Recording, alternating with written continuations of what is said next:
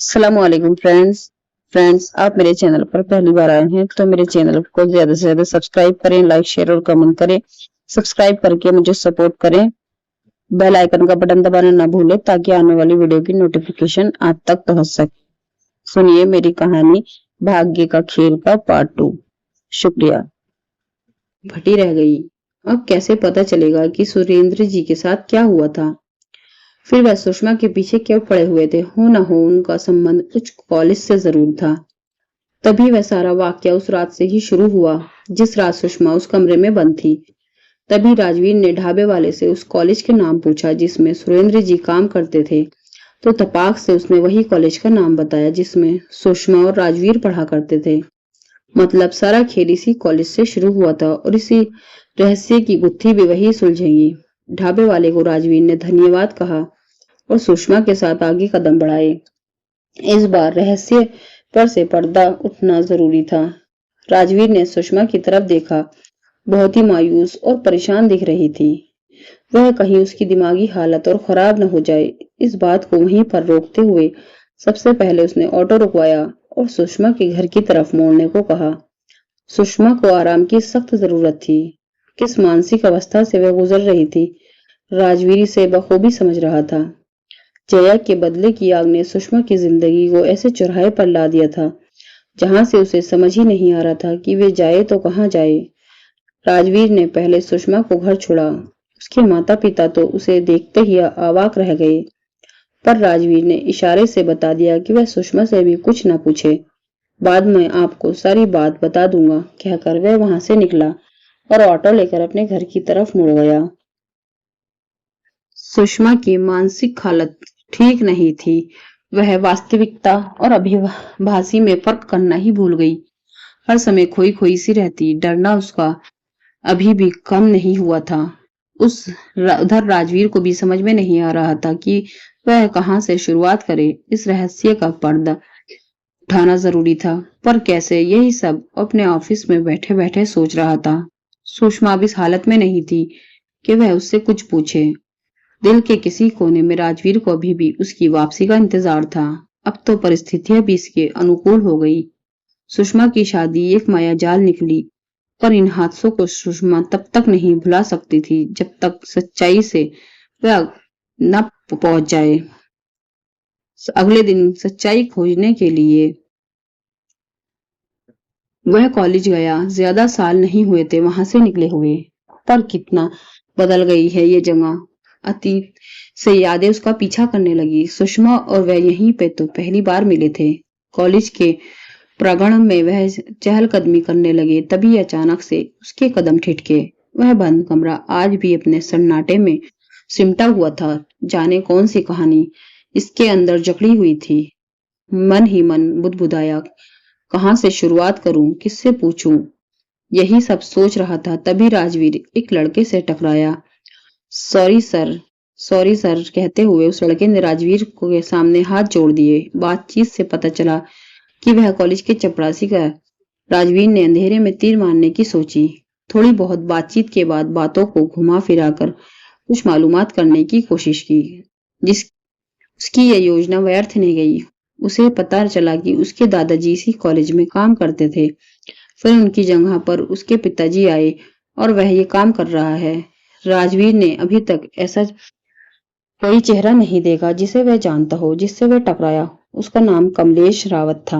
वह तो खुद इस कॉलेज में नया आया था। उसे यह बात कहां से पता होती है। राजवीर निराश होकर बाहर की ओर मुड़ने लगा। तभी कमलेश की आवाज से उसके कदम सहसा रुक गए। कमलेश सर, मेरे दादाजी ने यह काम किया था। हो सकता है यहाँ घटने वाली घटनाओं से वह वाकिफ हो। फिर उसने दादाजी के बारे में बताया। साथ में राजवीर को यह भी पता चला कि उसके पिताजी की बीमारी के कारण कुछ साल पहले मृत्यु हो गई थी। घर में वह और उसके दादाजी ही थे जिन्होंने बिस्तर पर पड़े हुआ देखा। कमलेश के पिता की मृत्यु की बात सुनकर राजवीर ने संवेदना जताई। फिर अगले दिन घर पे आने को कहकर वहां से चला गया। राजवीर कमलेश से उसके घर का पता लेना नहीं भूला था। घर पहुंचा तो देखा माँ घर के आगे बेचैनी की अवस्था में चहलकदमी कर रही थी। जैसे ही उन्होंने राजवीर को देखा, उसकी जान में जान आई। असल में सुबह सुबह ही वह बिना बताए घर से निकल गया था। माँ को उसने कुछ नहीं बताया था। माँ, क्या बात है बेटे? इधर कुछ दिनों से देख रही हूँ तू बड़ा परेशान है। कोई बात हो तो बता। टाल मटोल करते हुए उसने बात को घुमाने की कोशिश की। राजवीर बोला, कोई बात नहीं अम्मा, जरा ऑफिस के काम से बाहर चला गया था। तू सोई रही थी इसलिए तुझे उठाया नहीं, और कोई बात नहीं है। फिर थोड़ी देर के बाद खाना खाया और सो गया। अगले दिन उसने कमलेश के घर जाना था। नियत समय पर वह उस पते पर पहुंच गया। उस समय कमलेश घर पर ही था। जैसे ही उसने राजवीर को देखा, तुरंत पास आ गया। साहब आइए, यह मेरा छोटा सा घर है जहाँ मैं अपने बीमार दादाजी के साथ रहता हूँ। राजवीर के ने घर के अंदर कदम रखा, आसपास नजर दौड़ाई तो घर बहुत व्यवस्थित लगा। तभी अंदर के कमरे में खांसने की आवाज आई। कमलेश ने उसे अंदर ले गया। राजवीर ने देखा कि एक बेड पर कोई बुजुर्ग लेटे हुए हैं। वो हिल डुल भी नहीं सकते थे। उनके शरीर के आधे भाग में लकवा मार दिया था। सो बेड से उठना बैठना भी बंद था। बस जिंदगी की लो बुझने को इंतजार था उन्हें। कमलेश ने उनके पास जाकर राजवीर के बारे में बताया। उसने सारी कहानी बताई। ये सुनकर उसके चेहरे का रंग ही उड़ गया। राजवीर उनकी मुखाकृति के बदलते रूप को ध्यान से देखने लगा। राजवीर ने तभी समझ लिया कि हो ना हो इस बात की जरूर जानकारी है उन्हें। पहले तो वह साफ मुकर गए, फिर उन्हें कुछ भी मालूम नहीं है। पर जब राजवीर ने सुषमा की हालत के बारे में बताया, तब वे मानिए जिंदगी किस तरह से अपनी सच्चाई को सामने लाती है, यह मैंने आज प्रत्यक्ष देख लिया। भाग्य का खेल इसी को तो कहते हैं। सभी को यहीं अपने कर्मों का हिसाब देना पड़ता है। कहते हुए दो बूंद आंसू उनके झुर्रीदार चेहरे पर अटक गए। राजवीर उतावला होकर पास की कुर्सी खींचकर उनके पास बैठ गया। कांपती आवाज से उनकी कहानी शुरू हुई। मेरा नाम राघवेंद्र रावत है। मैं इस कॉलेज में चपरासी हुआ करता था। सभी प्रोफेसर मुंह लगा था। मैं उन लोगों के घर के काम भी कर दिया करता था। कभी कभी मेरे स्वभाव के कारण वे लोग कभी कभी मेरी आर्थिक मदद भी कर दिया करते थे। उन्हीं में से एक थे प्रोफेसर विश्वनाथ सिंह। जैसा नाम वैसी पर्सनालिटी। जो भी पहली बार देखता सख्ते में आ जाता। कड़क तो थे पर रंगीन मिजाज भी थे। उनकी छात्राओं के साथ उनकी पटरी ज्यादा जमती थी। कॉलेज के छात्र उनसे बहुत डरा करते थे। पढ़ाई के मामले में थोड़े सख्त भी थे। क्लास खत्म होने के बाद वे कितने छात्रों को ट्यूशन भी देते। उन पढ़ने वालों में एक लड़की थी दिया। उसकी आर्थिक स्थिति अच्छी नहीं थी। प्रोफेसर ने बहुत बार उसकी मदद की थी, इसलिए उनके एहसान के नीचे दब गई। दिया इतनी खूबसूरत तो नहीं थी, पर उसके चेहरे की मासूमियत से जरूर कोई आकर्षित हो जाता। कंधे पर बाल और गोरे रंग की दिया पर प्रोफेसर साहब थोड़े मेहरबान थे। ये बात पूरे कॉलेज में प्रसिद्ध थी। दिया पैसे की तंगी के कारण किताबों की व्यवस्था भी नहीं कर सकती थी, इसलिए प्रोफेसर ने अपने नाम के बल पर लाइब्रेरी के इंचार्ज से यह सांठ-गांठ बनवा ली थी कि जब भी दिया को किताबों की जरूरत हो तुरंत उसे मिल जाए। यहाँ तक कि किताबों को लौटाने की भी कोई समय सीमा दिया के लिए निश्चित नहीं की गई। बहुत सारी सुविधाएं दिया को उनके द्वारा मिली थी। मैंने खुद अपनी आंखों से उनका ये आकर्षण देखा। दिया ऐसे भी एहसान के नीचे दबी थी, इसलिए कोई प्रतिकार नहीं कर पाती। प्रोफेसर कभी कभी उसे अपने दूसरे बंगले पर भी बुलाया करते थे। कभी कभी कॉलेज के सारे लोगों की छुट्टी हो जाती, पर दिया उनके साथ पढ़ती रहती। पर वही हुआ जिसका डर था। दोनों की नजदीकियां दोनों पर भारी पड़ गई। दिया प्रेग्नेंट हो गई। उस लड़की का रो रो कर बुरा हाल था। प्रोफेसर ने उसे बार बार समझाते हुए बच्चे को गिराने को कहते, पर मासूम दिया ये मानने को तैयार ही नहीं थी। अब तो प्रोफेसर के लिए संकट का समय हो गया। उन्हें अपने प्रतिष्ठा धूल में मिलती दिखाई दी। अपने रुतबे पर आए संकट के निपटने के लिए उनके पास बस एक ही रास्ता था, दिया को अपने रास्ते से हटाना। दिया और उनके बीच के रिश्ते के बारे में मुझे और लाइब्रेरी इंचार्ज को ही अधिक जानकारी थी। मैं ठहरा गरीब आदमी, पैसे के लालच में मैंने गलत काम में सहायता करना मंजूर कर लिया और इसी पाप की सजा तो मुझे मिली है कि मैं एक जिंदा लाश बन गया हूँ। मेरे बेटे की अकाल मृत्यु हो गई। कहते हुए राजवेंद्र जी की आंखें डबडबा गई। कमलेश चुपचाप हैरत से ये कहानी सुन रहा था। फिर उन्होंने अपनी कहानी आगे बढ़ाते हुए बोले, ये दिन कभी नहीं भूल सकता। कॉलेज में दिन कॉलेज में अगले दिन की छुट्टी होने वाली थी, पर प्रोफेसर के दिमाग में तो कुछ और ही चल रहा था। इस काम में उन्होंने मुझे और लाइब्रेरी इंचार्ज को भी शामिल कर लिया। लाइब्रेरी इंचार्ज ने साथ देने से मना कर दिया तो उन्हें धमकी देने लगे। दिया उस दिन कॉलेज आई तो पर घर वापस नहीं जा सकी। प्रोफेसर ने उसे किसी बहाने से कॉलेज के एक कमरे में बंद कर दिया। अगले दिन कॉलेज बंद हो गया। किसी को कुछ पता नहीं चला, बस मुझे और उस इंचार्ज को ही इस बात की जानकारी थी। कॉलेज बंद हो गया और बंद हो गया दिया के जीवन की ज्योति भी। अंधेरे और अकेले कमरे में एक प्रेग्नेंट लड़की कब तक जिंदा रहती, किसी को कुछ पता नहीं चला। जब कॉलेज खुला तो पूरा कॉलेज एक अजीब सी गंध से भरा था। जब सब उस कमरे में खोला तो दिया की लाश जमीन पर पड़ी हुई थी, पूरी तरह सड़ गई थी। कमरे की दीवारें जगह जगह पर उतरी हुई थी, मानो से खोदा गया हो। जगह जगह पर खून के निशान पड़े थे जो सूखे मिले। लाश इस कदर सड़ी हुई थी कि उसमें कीड़े लग गए और अपनी जिंदगी बचाने की उसकी जद्दोजहद उस दीवार से स्पष्ट दिख रही थी। कॉलेज के स्टेटस को ध्यान में रखते हुए मामले को वहीं दबा दिया गया। ऐसे भी दिया गरीब लड़की थी, उसके पिता कहाँ फरियाद करते और कौन ध्यान देता। यह बात फिजा में फैल गई कि गलती से वह लड़की बंद हो गई थी। कमरे में किसी का भी ध्यान उन पर नहीं गया, पर उनकी काली करतूतें अभी तक रुकी नहीं थी। चोर को हमेशा अपनी चोरी के पर्दाफाश होने का डर रहता है। ऐसा कुछ भी सुराग वो अपने पीछे नहीं छोड़ना चाहते थे। उन्होंने लाइब्रेरी के इंचार्ज को भी अपने रास्ते से हटाने को सोचा। बेचारे कुछ महीनों बाद रिटायर होने वाले थे, पर जिंदगी से ही रिटायर हो गए। मेरे साथ मिलकर उन्हें भी रातों रात गायब करवा दिया और दूर किसी खाई में फेंक दिया। तभी तो उनका अब तक पता नहीं चल पाया है। मैं ठहरा गरीब आदमी, पैसे से मेरा मुंह बंद हो गया, पर कुदरत की मार से मैं बच नहीं पाया। समय के साथ उस घटना को तो लोग भूलते गए। एक दिन मैं उस कमरे की सफाई करवा रहा था, तभी मुझे लगा कि किसी ने मेरी गर्दन पर हाथ रखा। मैं पीछे पलटा तो एक साया मेरे पास से गुजरा।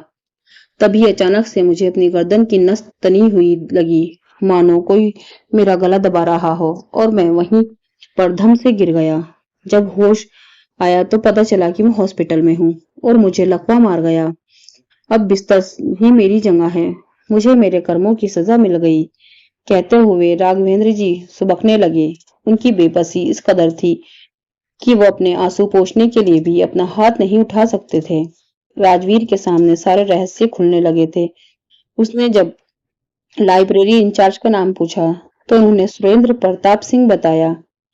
अब राजवीर को समझ में आने लगा कि सुरेंद्र जी ने सुषमा का माध्यम बनाया ताकि दुनिया को दिया की हकीकत पता चले और दोषी को सजा मिले। अब जब उस प्रोफेसर की जानकारी बची थी, मतलब वो कहाँ रहते हैं और क्या कर रहे हैं, क्योंकि उस घटना के कुछ महीनों के बाद उन्होंने भी कॉलेज छोड़ दिया था। अब वह कहाँ है ये राघवेंद्र को भी नहीं पता था। राजवीर ने राघवेंद्र जी से उनके घर का पता लिया और वहां से जाने के लिए मुड़ा। उन प्रोफेसर ने उसे बड़ा क्रोध आ रहा था, जिन्होंने दो नहीं बल्कि एक अजन्मे बच्चे की भी हत्या की थी। करे कोई भरे कोई वाली कहावत चरितार्थ होने लगी थी यहाँ। लेकिन अब बस अगले दिन ही वह उस पते पर पहुंच गया। बाहर नेम प्लेट लगा हुआ था जिस पे काशीनाथ सिंह खुदा हुआ था। यह पढ़कर वो राजवीर के पैरों तले जमीन खिसक गई। ये तो जया के पापा का नाम है, जिसे उसने जया के मुंह से कभी कभी सुना था, क्योंकि इसी नाम का तो रोब वह सब पर झाड़ती रहती थी। तो क्या उसके पापा इन सब के जिम्मेदार है? पर उसके पिता तो बिजनेसमैन है और जिस दोषी को वह ढूंढने आया है वो तो एक प्रोफेसर है। कहीं मैं गलत पते पर तो नहीं आ गया, सोचते हुए उसने पते वाले कागज को बार बार पढ़ा। पता तो यही है। राजवीर बहुत दुविधा में था। अब सब कुछ अंदर जाकर पता चलेगा। कई सारे सवालों के साथ उसने कॉलेज कॉल बेल बजाई। दरवाजा एक अधेड़ औरत ने खोला। सवालिया नजरों से उसे राजवीर की तरफ देखा। वह औरत कौन थी? जया का उस प्रोफेसर से क्या संबंध है? क्या उसके पिता भी इन सब कार्यों में लिप्त थे? जया का हाल क्या है? ये सब पड़े। एक परिचित आवाज ने उसे चौंका दिया। कौन है मम्मी? ये संबोधन सुनकर पीछे से आती आवाज की ओर राजवीर पलटा। व्हील चेयर पर कमरे से निकल रही जया को देखकर वह हैरत से भर उठा। जया ने भी अब राजवीर को अपने घर पर देखा तो आश्चर्यचकित रह गई। दिलों दिनों में सुना करता था, ना आज उस आवाज में कोई अकड़ थी, ना ही घमंड। वह चुपचाप बोलती जया को देखे जा रहा था। जया ने उसकी मनोस्थिति भांपते हुए बोला कि सब भाग्य का खेल है राजवीर। जया की आवाज में नम्रता देखकर राजवीर ने दांतों तले उंगली दबा ली। क्या ये वही जया है जो कॉलेज में थी? आदमी किस्मत का गुलाम होता है। जब समय की मार पड़ती है तो सारे अक्ल ठिकाने आ जाती है। तभी राजवीर की नजर उसके दीवार पर टंगे हार पर चढ़ी एक फोटो पे पड़ी। वह जया की ओर सवालिया नजरों से हैरत से देखने लगा था। राजवीर, ये मेरे पापा है जिनकी फैक्ट्री की धौंस में मैं सब पे जमाती थी और जिनके पैसे का रोब मेरे सर पर छाया रहता था। उसी फैक्ट्री में अचानक से आग लग गई। जाने कितने मजदूर मारे गए। उसमें मेरे पापा की भी जान चली गई। कहते हुए जया सिसकने लगी। राजवीर ने आगे बढ़कर उसे ढांढस बंधाया। मन ही मन वह सोच रहा था कि एक बात तो साफ हो गई कि यह प्रोफेसर जया के पापा नहीं हैं। तो फिर उनका इस घर में क्या रिश्ता है? उलझन भरे स्वर में उसने बोला कि वह रो मत जया, सब कुछ अपने हाथ में नहीं होता। तभी उसकी मम्मी दोनों के लिए चाय लेते आई और चुपचाप से रखकर वहां से चली गई। उनका व्यवहार राजवीर को बहुत अजीब लगा। ना कुछ पूछताछ, ना कोई बातचीत, बस सुनी और संदेश कदमों से सीधे जैसे आई वैसे ही अपने कमरे में चली गई। उनके व्यवहार से ऐसा प्रतीत हुआ कि बेटी से उनको कोई मतलब ही नहीं है, एकदम खोई खोई सी। जया राजवीर की शंकाओं को तुरंत समझ गई। उसने कहा कि पापा के जाने के बाद मम्मी गुमसुम रहने लगी। 2 बार उन्हें मानसिक दौरे भी आ चुके हैं।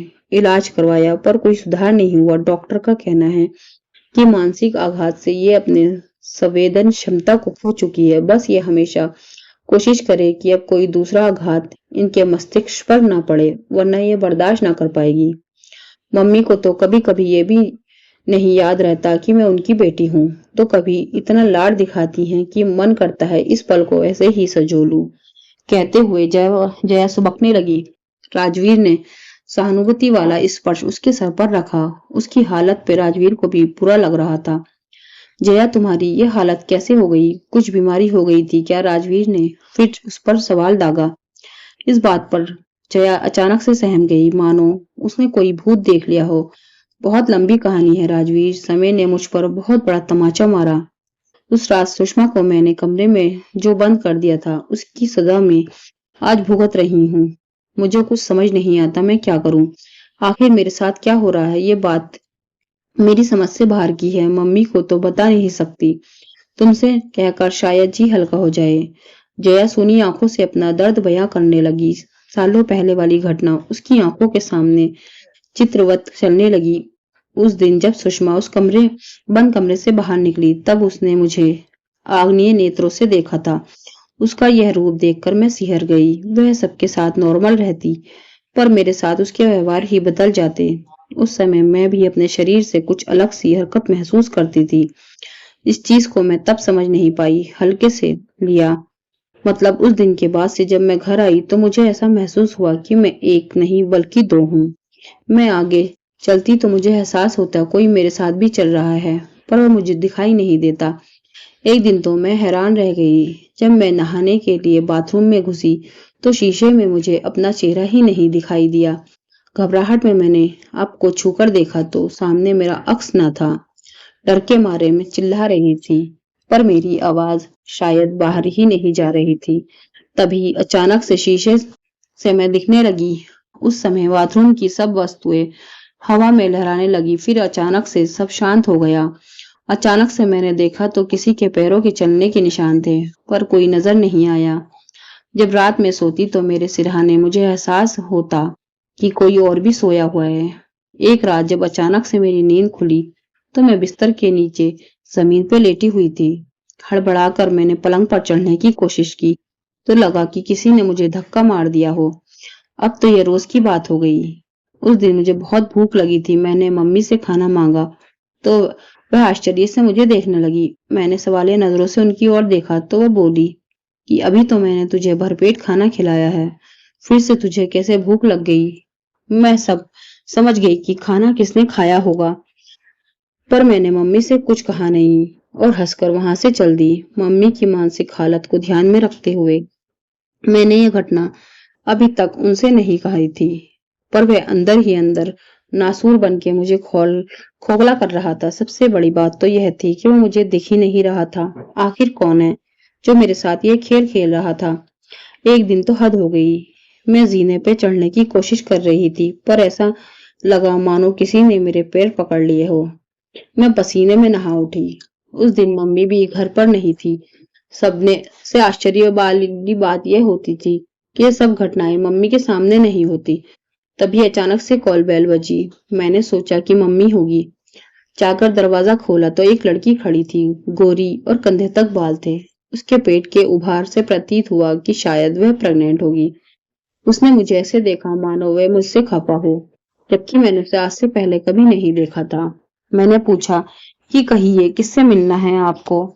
तभी हवा में एक गूंजती हुई आवाज मेरे कानों में पड़ी, तुझसे ही तो मिलने आई हूँ, तेरे साथ रहने आई हूँ। मैंने स्पष्ट देखा कि उस लड़की के होंठ नहीं हिल रहे थे, पर मुझे अट्टहास करती हुई आवाज सुनाई जरूर दी थी। फिर देखते ही देखते वह लड़की अचानक से हवा में विलीन हो गई। ऐसे लगा कि उसे जमीन ने खा लिया या हवा ने निगल लिया। अचानक मुझे अपने शरीर में कुछ भारीपन महसूस हुआ। मैं समझ नहीं पा रही थी कि मेरे साथ क्या हो रहा है। डर के मारे मैं वहीं जमीन पर गिर पड़ी। उस दिन के बाद मेरी कमर के नीचे हरकत होने बंद हो गया। अब मैं मेरी व्हील चेयर और मेरे आसपास अनजाना साया हमेशा साथ रहता है। आज तक मैंने ये बात अपनी मम्मी को भी नहीं बताई थी। आज तुम्हें देखा तो सारा पिछला किया कराया याद आ गया और मैं अपने आप को रोक नहीं पाई। इस घर में एक वीरानी सी छा गई। मम्मी अपने कमरे में ही रहना ज्यादा पसंद करती है। पापा चले ही गए। मेरी हालत तो देख ही रहे हो। एक ताऊजी हैं जो यूएसए में मदद भेजते रहते हैं। सालों पहले वे अमेरिका जाकर बस गए। इतना कुछ हमारे साथ हो गया। घर संभालने वाला कोई नहीं है, पर इंडिया आना ही नहीं चाहते। वहीं से मदद भेजते रहते हैं। उन्होंने घर को संभालने के लिए एक केयर टेकर रखा है जो हर काम करती है और हमारे साथ ही रहती है। आज वह किसी काम से बाहर गई हुई है, तभी तो मम्मी को चाय बनाना पड़ गया। बहुत साल हो गए मैंने भी ताऊजी को नहीं देखा है। जया की कहानी सुनकर राजीव को कुछ कुछ समझ आने लगा। बस ताऊजी का नाम जानना बाकी था। इस बात को निश्चित करने के लिए उसने जया से जब उनका नाम पूछा तो उसके मुंह से निकले शब्द सुनकर सारी गुत्थियां आपस में जुड़ गई। जिस बात का पता उस करने राजवीर आया था उसमें वह सफल हो गया था। अब केवल अंतिम रूप देना बाकी था। इसके लिए प्रोफेसर को यहाँ बुलाना जरूरी है। यही सब सोचते हुए उसने जया की ओर कुछ कहने के लिए कदम बढ़ाए। राजवीर, जया तुम्हारी इस कहानी सुनकर बहुत दुख हुआ, पर अभी भी और भी बहुत कुछ सुनना बाकी है तुम्हारे लिए। इसके लिए अपने आप को तैयार कर लो। फिर उसने कॉलेज में घटी घटना से लेकर सुषमा के साथ जो कुछ भी हुआ सब ज्यों का त्यों बयां कर दी। जया हैरत से सब सुने जा रही थी। उसे अपने कानों पे भरोसा नहीं हुआ। आज के युग में भी ऐसा हो सकता है क्या? अब वह खुद भी तो इस सजा से भुगत रही थी। राजवीर, उस रात जब सुषमा को तुमने बंद किया था और अगले दिन वह बाहर निकली तो उसके साथ एक नहीं बल्कि दो दो आत्माएं आपस आसपास थी। सुरेंद्र जी ने सुषमा को इस कहानी का माध्यम बनाया, तभी तो इसका सच पता चल सका। दूसरी ओर दिया ने तुम्हें पकड़ा क्योंकि उसका अपराधी तुम्हारे ताऊजी ही थे। जिस तरह से तुमने उस लड़की की रूपरेखा बताई वह दिया के अलावा कोई और हो नहीं सकता। इसी को तो भाग्य का खेल कहते हैं। तुम्हारे ही परिवार के सदस्य ने अपराध किया और उसी परिवार के दूसरे सदस्य ने इस घटना को सामने लाने का के लिए पहल किया। मंशा जो हो तुम्हारी, न तुम सुषमा को बंद करती और ना ही ये कहानी बाहर आ पाती। पाप कभी छुपता नहीं, बाहर आने का वह अपना माध्यम किसी न किसी तरीके से बना ही लेता है। यही तो भाग्य का खेल है। कहानी तुम्हारे ताऊजी ने शुरू की थी तो खत्म भी उन्हें ही करना होगा। जया मूक होकर बस सुने जा रही थी। जब तक विश्वनाथ जी यहाँ आकर अपने गुनाह कबूल नहीं कर लेंगे, दिया यूं ही घूमती रहेगी। सुषमा तो इस घटना से जुड़ी हुई नहीं थी, पर फिर भी उसने कितना कुछ सहा है। प्रोफेसर को इन सब का जवाब देना ही होगा। राजवीर की बातों ने जया के पैरों तले जमीन ही खिसका दी। जिस खानदान पर वह गुमान करती थी, उसी ने उसे पैरों तले रौंद दिया था। थोड़ा संयत होकर राजवीर ने जया को समझाया कि अपने ताऊजी को किसी न किसी बहाने से यहाँ बुलाओ, तभी इस घटना का पटाक्षेप होगा। जया सोचते हुए बोली, हमारे साथ इतना कुछ हो गया, उनके भाई चले गए, तब तो वह आए ही नहीं, कैसे उन्हें बुलाऊं। वह इसी सोच में विचार में पड़ गई कि फिर अपने आप को तैयार करके फोन घुमाया और अपनी माँ की बीमारी का हवाला देकर और अपनी असमर्थता का जिक्र करके मजबूर किया। दूसरी तरफ से उनकी हाँ का इंतजार करते हुए जया ने रिसीवर को थामे ही रखा। पहले तो उन्होंने थोड़ी आनाकानी की, पर कुछ पल के बाद वो मान गए। फोन रखते ही ये बात जया ने राजवीर को बताई। उसके चेहरे पर सुकूनता भरी मुस्कान फैल गई। करीब एक हफ्ते बाद वो यहाँ आए। उस दिन जया ने राजवीर को भी अपने यहाँ बुलवा लिया। कितने सालों बाद विश्वनाथ जी भारत आए थे। जया ने राजवीर का परिचय अपने दोस्त के रूप में करवाया। वह और ताऊजी आपस में बात करने लगे। बातों ही बातों में राजवीर ने दिया की बात छेड़ दी। अचानक से उसका नाम सुनते ही वह सकपका गए। फिर तो उन्हें राजवीर और जया ने चारों तरफ से घेर लिया। अपनी बदकिस्मती की कहानी बताई। सुषमा के साथ जो हो रहा था वो भी बताया। अपना किया हुआ जग जाहिर होते देख जब उनके पास इसे स्वीकारने के सिवा कोई चारा नहीं था, अपने हृदय पे लगे बोझ को अब वह सह नहीं पाए और फूट फूट कर रो पड़े। विश्वनाथ जी यहाँ से जाने के बाद वहां भी मैं खुश नहीं रह पाया। एक अपराध बोध भरा जीवन जीना मेरे लिए अब असहाय हो रहा था। अपने आप को कानून के हवाले करना अब मंजूर है मुझे। राजवीर को एक बात अब समझ में नहीं आ रही थी कि कॉलेज के उस कमरे में सुरेंद्र जी की आत्मा कैसे आ गई, जबकि उनकी मृत्यु तो वहां नहीं हुई थी। प्रवाचक दृष्टि से उसने विश्वनाथ जी को देखा और देखा तो उन्होंने एक और रहस्य उजागर किया। विश्वनाथ दिया की मृत्यु के बाद सुरेंद्र मुझ पे दबाव डालने लगा था कि अपने आप को पुलिस के हवाले कर दूं, वरना वह कुछ सच्चाई कह डालेगा। मेरे सामने उसे रास्ते से हटाने के सिवा कोई चारा नहीं था। एक दिन मैंने उसे धोखे से उसी कमरे में बुलाया और थोड़ा मनुहार करते हुए नशे की गोली पानी में डालकर पिला दी। फिर जब उस पर नशा होने लगा तो उसका गला दबा दिया। जब मैंने राजवेंद्र को मदद के लिए बुलाया तो उस समय उसकी लाश जमीन में पे गड़ी हुई थी, पर यह बात मैंने राघवेंद्र से छुपा ली। वो तो पैसों से बिका हुआ था। उससे बस इतना ही कहा कि इसे ठिकाने लगाना है, अब ये बेहोश पड़ा है। यह सुनकर राजवीर और जया एक दूसरे को मुंह देखने लगे। कितना घिनौना काम किया था इन्होंने। अगले दिन पुलिस स्टेशन जाकर उन्होंने सारी कहानी बताई और अपने आप को गिरफ्तार करवा लिया। उधर राजवीर और दिया सुरेंद्र जी के नाम पे शांति पूजा करवाई और ब्राह्मणों को दक्षिणा देकर उनकी आत्मा को तृप्त किया। अब डर का साया तो खत्म हो गया था, पर जया शायद ही अपनी परेशानियों से उबर आए। हाँ, जिस डर में वो जी रही थी वो खत्म हो गया था। उधर सुषमा धीरे धीरे नॉर्मल होने लगी थी। राजवीर ने उसका हर कदम पे साथ दिया था। उससे बढ़कर और कोई अच्छा जीवन साथी उसके लिए हो ही नहीं सकता था। राजवीर का भी इंतजार खत्म हो गया था। और कहानी कैसी लगी सब कमेंट करके बताइए और मेरे चैनल को सब्सक्राइब करिए। शुक्रिया। अल्लाह हाफिज।